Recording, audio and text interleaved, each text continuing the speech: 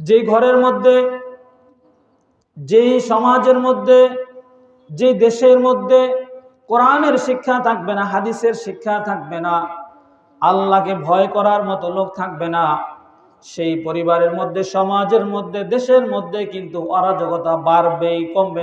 আপনি বলুন, যারা জানে আর যারা জানে না তারা কি সমান? আল্লাহ তাআলা প্রশ্ন করেছেন। আল্লাহ বলেন, ইন্নাল্লাহা ইয়ারফাউ বিহাদাল কিতাব আকওয়ামান ওয়া ইয়াদউ বিহি আখারিন। আল্লাহ রাসূল বলেন, এই কিতাব দ্বারা আল্লাহ তাআলা কোন কোন জাতিকে সম্মানিত করেছেন, আবার কোন কোন জাতিকে অপদস্থ করেছেন। যারা এই কিতাবকে সম্মানের সাথে রাখে, আল্লাহ তাআলা তাদের জন্য সম্মানের ব্যবস্থা করেন। বলুন সুবহানাল্লাহ। আর যারা এই কিতাবকে অবহেলার সাথে দেখে, শিখে না, অবহেলা করে, আল্লাহ তাআলা তাদেরকে ধ্বংস করে দেন। যুগ যুগ ধরে যারা এই কিতাবের সংস্পর্শে এসেছে তারাই দামি হয়ে গেছে। সুবহানাল্লাহ। আর যারা এই কিতাব থেকে দূরে সরেছে, এই কিতাবের দাওয়াত পাওয়ার পরেও এই কিতাবের আলোতে আসার তৌফিক হয় নাই, এরা ধ্বংস হয়ে গেছে। ঠিক কিনা বলেন? ভাইরা আমার, এরকম একটা মাদ্রাসা মহল্লার জন্য অবশ্যই আল্লাহ তাআলার পক্ষ থেকে অনেক বড় একটা নিয়ামত। দেখেন, যতদিন পর্যন্ত এই পৃথিবীর বুকে কোরআনের তেলাওয়াতকারী থাকবে, কোরআনের আমলকারী থাকবে, আল্লাহর নাম স্মরণকারী থাকবে, ততদিন আল্লাহ রাসূল বলেছেন এই পৃথিবী ধ্বংস হবে না। সুবহানাল্লাহ। আর কিয়ামত তখনই কায়েম হবে যখন এই পৃথিবীতে আল্লাহর নাম নেওয়ার লোক থাকবে না, নাফরমানে ভরে যাবে, আল্লাহ তাআলার নাম স্মরণ করার মতো মানুষ থাকবে না। কিয়ামত কিন্তু কোনো মুসলমানের উপর আসবে না, কিয়ামত আসবে কাফেরদের উপরে, মুসলমানের উপরে কিন্তু কিয়ামত আসবে না। এজন্য আমাদের এই মাদ্রাসাগুলো বেশির থেকে বেশি এগুলো যেন হয়, প্রতিষ্ঠিত হয়।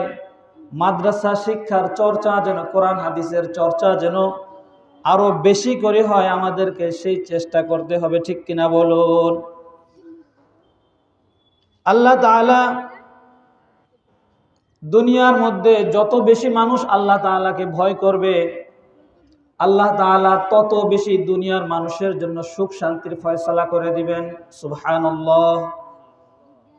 এটা আল্লাহ তাআলার সিদ্ধান্ত।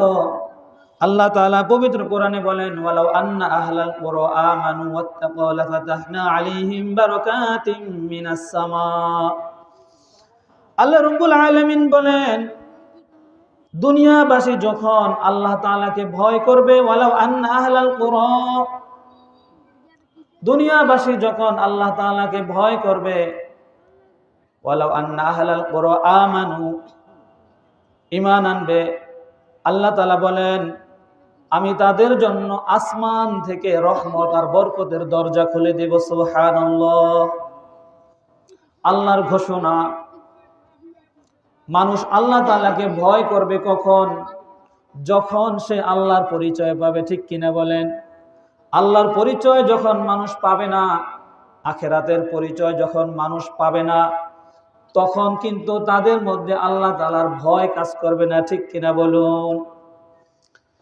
আমরা যদি চাই আমাদের এই পৃথিবীটা সুন্দরভাবে চলুক, আমরা যদি চাই আমাদের দেশটা সমৃদ্ধির সাথে থাকুক, আমরা যদি চাই আমরা নিরাপদে দুনিয়াতে বসবাস করব, আমরা যদি চাই আমাদের আখিরাত সুন্দর হোক, আমরা যদি চাই যে আমাদের মৃত্যুটা আরামদায়ক হোক, আমরা যদি চাই আমাদের ঘরের মধ্যে শান্তি আসুক, আমরা যদি চাই আমাদের সমাজের মধ্যে শান্তি আসুক, আমরা যদি চাই পৃথিবীটা সুন্দরভাবে চলুক, তাহলে অবশ্যই আমাদেরকে আল্লাহ এবং রাসূলের শিক্ষাকে অর্জন করতে হবে। ঠিক কিনা বলুন?